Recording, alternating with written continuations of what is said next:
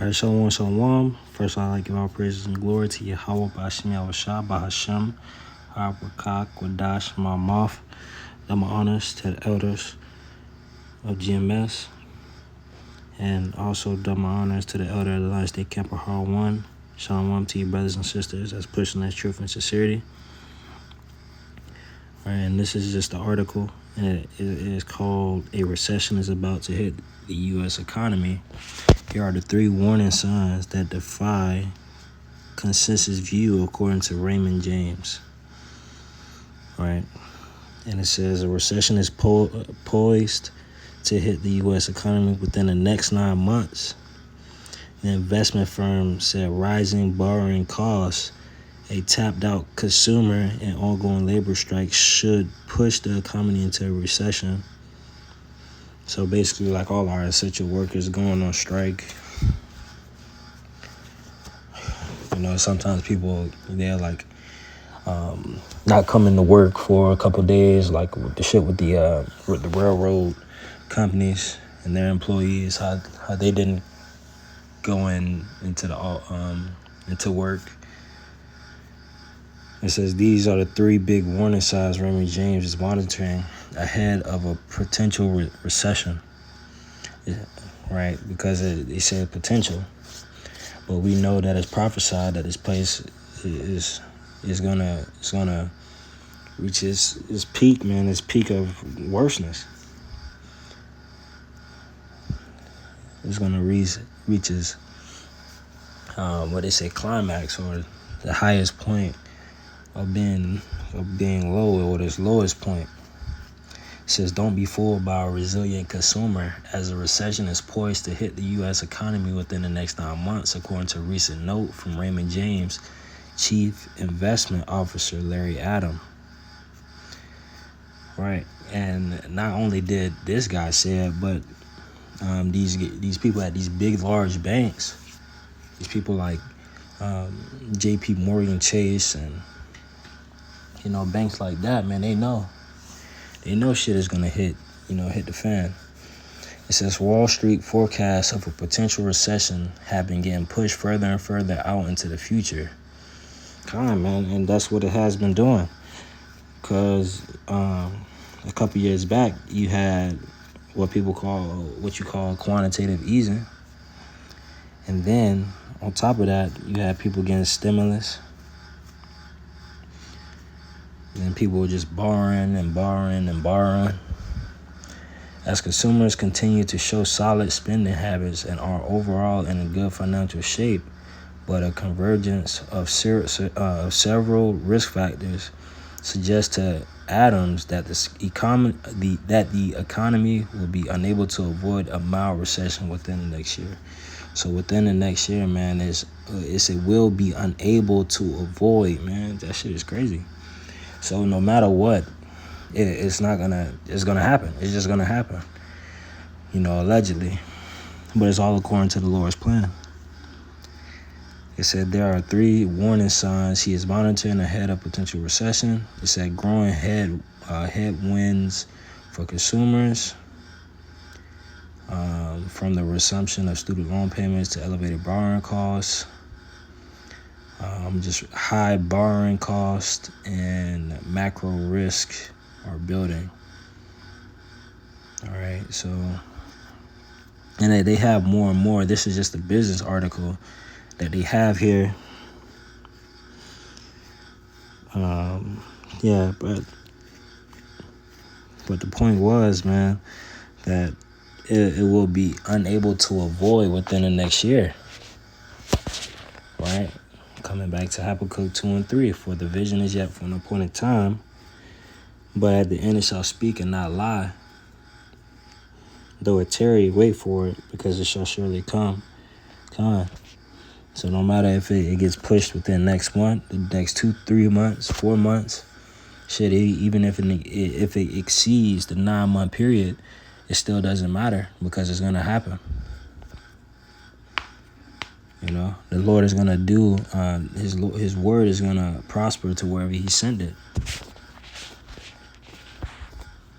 By even on the verge of a recession, of this place being tilt upside down, we must remember the Lord, Yahweh, and his son, Yahushua.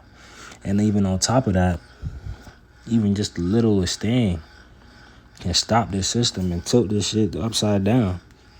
This is the book of Ecclesiastes, chapter 12. I'm going to start at verse 3, 4, verse 5, Salakia.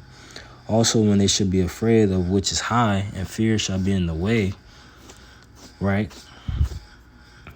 So people are going to be afraid, man, of these things that's coming upon the earth, and fear shall be in the way, and the almond tree shall flourish. So these prophecies are going to be happening. People are going to see it, and the grasshopper shall be a burden. So even the smallest thing upon this place is going to tilt it upside down, man. It's going to cause it to fail, and desire shall fail. So it's going to cause the system to fail, and the desire of these people with the faith in this place is going to fail, because man goeth to his long home, Khan, and the mourners go about the streets.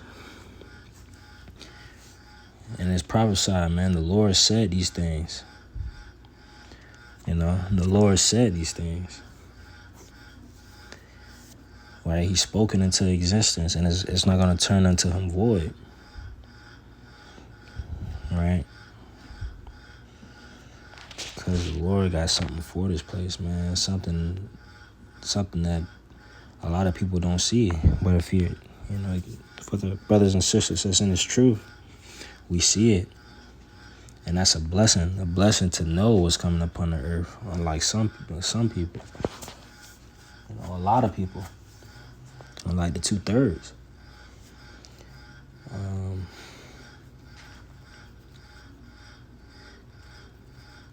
Let me see. Let me try to find it. This is the book of Isaiah 14. I'm going to get 9, verse 9, 14 and 9. Hell from beneath is moved for thee to meet thee at thy coming. It stirreth up the dead for thee, even all the chief ones of the earth. Right. It hath raised up from their thrones all the kings of the nations, man. That's what they're doing. We see that happening. All the kings of the nations turning back and hating this place, dumping its currency, pushing its power seat, pushing its once great and mighty military structure away from their countries. Saying, hey, you're saying no to the bully. It says, all they shall speak and saith to thee, art thou become as weak as we? And then the same ones, man, the same ones that America called weak, putting bases and stuff in their countries, man, in a land that's not even theirs. And then boasting and showboating. Yeah. Imagine. And it says, they're going to say that. They're going to say, art thou become as weak as we? Art thou become like unto us? That pomp is brought down to the grave, man, so that their pride is going to be brought down, man. And the noise of thy vows, the worm is spread under thee, and the worm is going to cover thee, man. And this place is going to be to a very low, very, very low state. Right? Because the Lord is going to do it. The Lord said it, man, for thy violence against thy brother Jacob, man.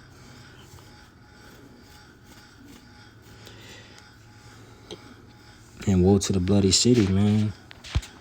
I'm going to get that. Woe to the bloody city. It is all full of lies and robbery. The prey departeth not, man. So woe to this place. Death and destruction. Because it's a terrible place. But we must flee out of this place. Out.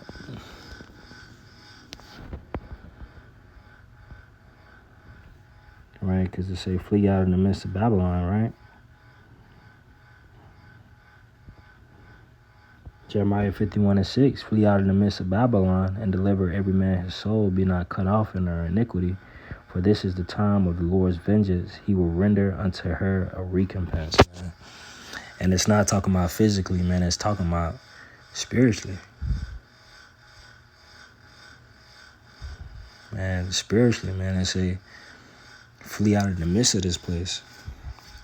Because there's nothing here for us. Nothing here but death, destruction, carnality. There's nothing spiritual about this place. And these other nations, they know it's nothing spiritual about this place. They know this place is just nothing but lies and robbery and deceit. And what do you call a person that always break like a promise breaker, deal breaker, unfaithful person?